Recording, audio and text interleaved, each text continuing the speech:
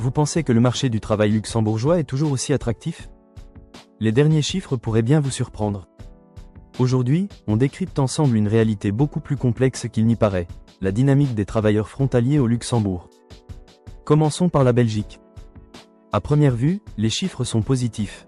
Le nombre de frontaliers venant de Belgique a augmenté de 0,9 PER100. Mais attention, cette hausse est trompeuse. Pourquoi? Parce qu'elle ne vient pas des Belges eux-mêmes.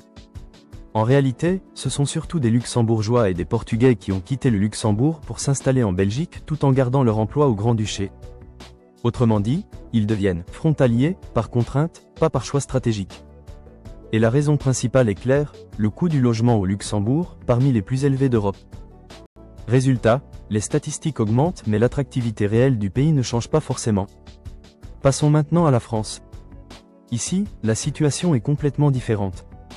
Le nombre de frontaliers français a bondi de 3,5 PER100 en un an, soit plus de 4000 travailleurs supplémentaires. Et cette fois, il s'agit bien majoritairement de Français.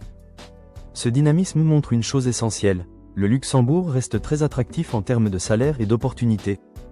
Même avec des trajets longs et contraignants, les travailleurs continuent de faire le choix du Luxembourg.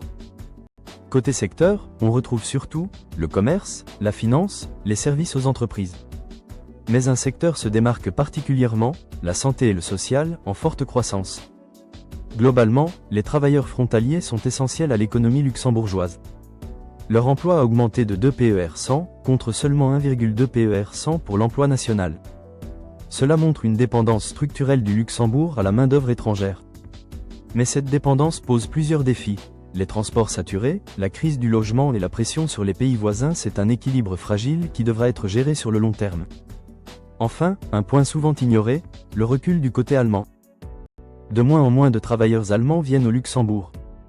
Les raisons? Elles ne sont pas encore totalement claires, mais plusieurs pistes existent. De meilleures opportunités en Allemagne, une attractivité salariale en baisse ou des évolutions démographiques. C'est un signal à surveiller de près. Au final, ces chiffres nous montrent une chose, le marché du travail luxembourgeois est loin d'être simple. Derrière les statistiques, il y a des réalités humaines, économiques et sociales beaucoup plus complexes. Et surtout, toutes les hausses ne sont pas forcément synonymes d'attractivité. Si cette analyse vous a plu et que vous voulez plus de contenu sur l'économie, le business et les opportunités internationales, likez la vidéo, abonnez-vous à la chaîne et activez la cloche pour ne rien manquer.